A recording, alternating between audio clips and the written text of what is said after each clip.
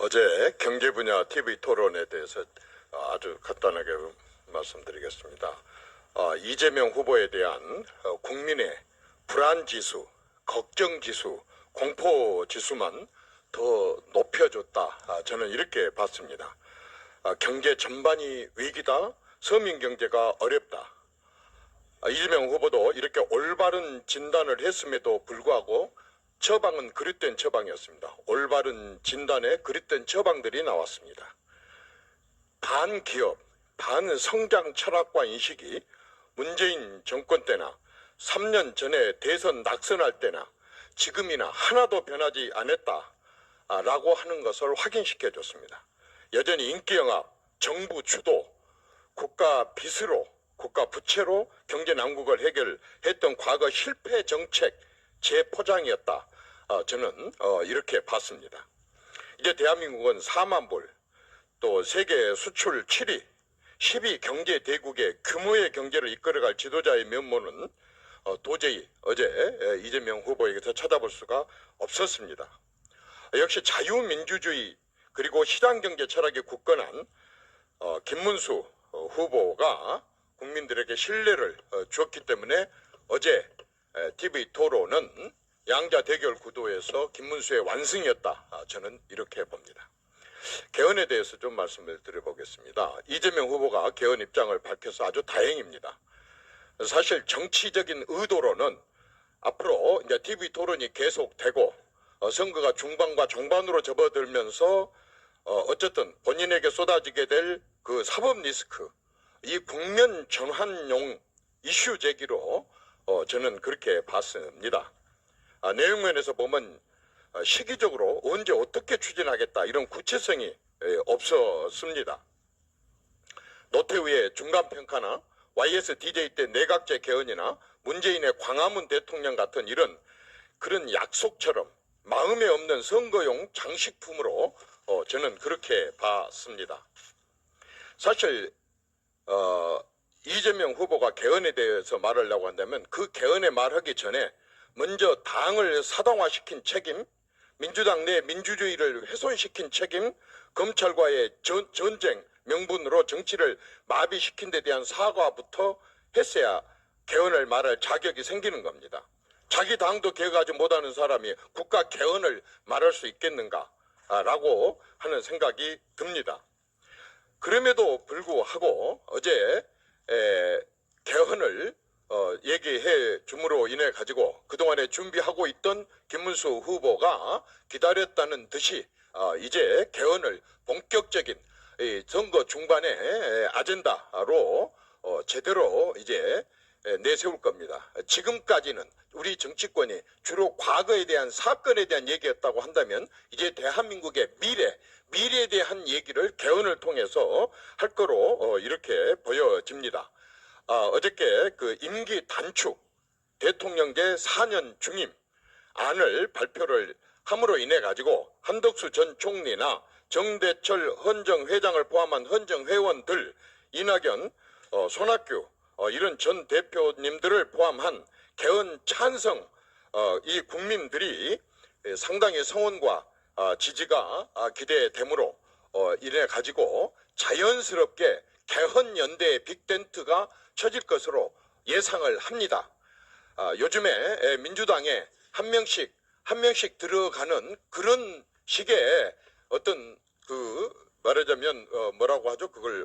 우리는 그걸 지금 아까 이렇게 거대한 개헌을 통해서 개헌 연대를 통해서 거대한 빅텐트를 치려고 하는데 그쪽은 거의 한 명씩 유권자 4,300만 명 중에 한 명이라고 하는 것은 거의 비닐우산 수준이고 우리는 빅텐트가 될 것으로 보입니다.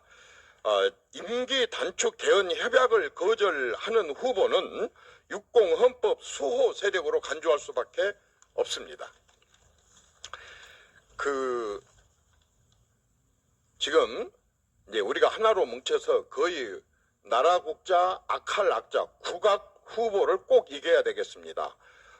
호모가 쓴 일리아드 오디세이에 봐보면 그리스 최고의 전사 아킬레우스가 총사령관 아가멤논과의 불화로 전선을 떠나서 그리스 패전이 거의 확정적일 때 아가멤논하고 아킬레우스가 다시 화합을 해가지고 마침내 트로이성을 무너뜨렸습니다. 이제 우리가 흩어진 우리 모두는 다시 전선으로 돌아와서 하나로 뭉쳐가지고 후보에게 꼭 승리를 하도록 우리가 꼭 승리를 하도록 해야 되겠습니다. 저는 이재명 후보에 대해서 5대 불가론을 좀 얘기를 하고 싶습니다.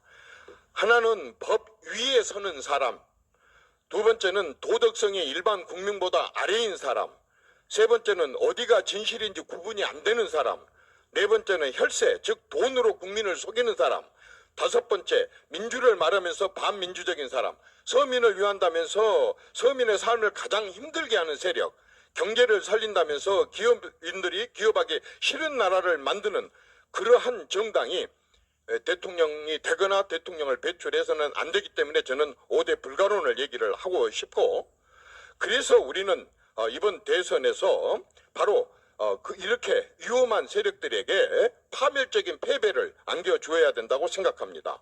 이재명 후보와 민주당이 그동안에 보여줬던 급진 과격한 정치 철학과 신념을 비추어 볼 때 그들이 집권하면 첫째, 헌정 질서가 파괴될 것이고, 두 번째는 경제가 파탄날 것이고, 세 번째는 안보를 붕괴시킬 것이고, 네 번째는 외교를 고립시킬 것이고, 마지막으로는 도덕적으로 파탄을 가져올 것이 불을 보듯 뻔하기 때문에 유권자 혁명을 통해서 그들에게 파멸적인 패배를 안겨주는 것이 나라를 구하는 길이다. 이렇게 저는 봅니다.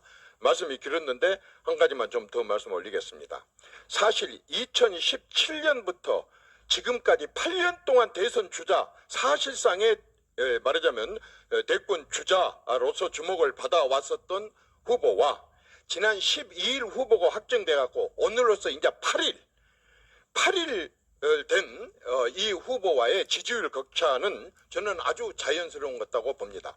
그런데 선거운동 3지 중에서 지난 일주 동안 사실상 그동안에 좀 어려웠었던 내부 화합과 그 다음에 여러 가지 그 정리해야 될 부분들이 정리가 됐기 때문에 지난 일주일 동안은 진짜 후보된 지 8일 된 이 후보가 내부 화합과 정리 기간을 일주일 동안 가졌었습니다.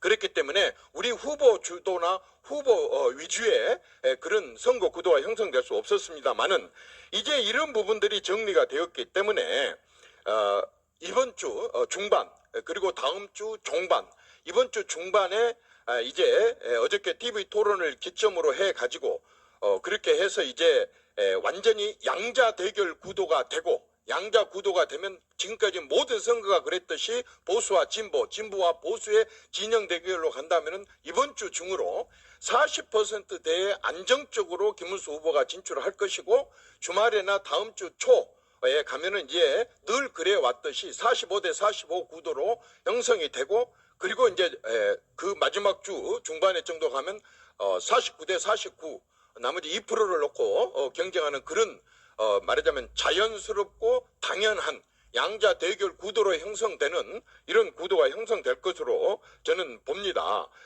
그래서 그러면서 자연히 미래를 꿈꾸는 미래 세대들이라든가 또 기업, 경제가 살기를 바라는 기업인들, 소상공인들, 경제인들, 그리고 개헌을 바라는 간절한 개헌 연대 세력들, 국가 대개조가 되기를 바라는 세력들, 유형 무형의 연대가 이런 사람들 중심으로 해가지고 이번 주 내내 형성이 된다고 한다면 완벽한 양자 대결 구도로 가면서 이제 후보에 대한 어느 후보가 정말로 진실되고 거짓이 없고 그리고 깨끗하고 공정하게 나라를 이끌어 갈 것인가라고 하는 후보에 대한 검증들이 새롭게 유권자들 사이에서 일어날 것이고, 뿐만 아니라 이제 아까 말했지만은 4만 불 국민들, 3040, 2030 MZ세대들, 또 SNS라고 하는 요즘에 새로운 선거에 여러 가지 그 커뮤니케이션 수단, 이런 걸 통해서 정보가 확산되고 교환을 하게 된다고 한다면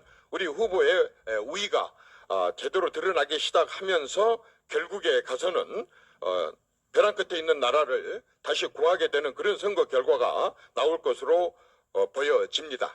이제 이번 주와 다음 주는 우리 김문수 후보와 우리 국민의힘은 그야말로 부산을 향해서, 광주를 향해서 달리는 KTX처럼 주변에 이제는 어떤 잡음, 어떤 소음이 들리더라도 그건 다 무시하고 이제 목표 지점을 향해서 달려나갈 것이고 이제 제대로 된 양자 대교 구도를 통한 이제 그 어떤 승기를 잡는 중반 종반이 저는 되리라고 분석을 합니다. 감사합니다.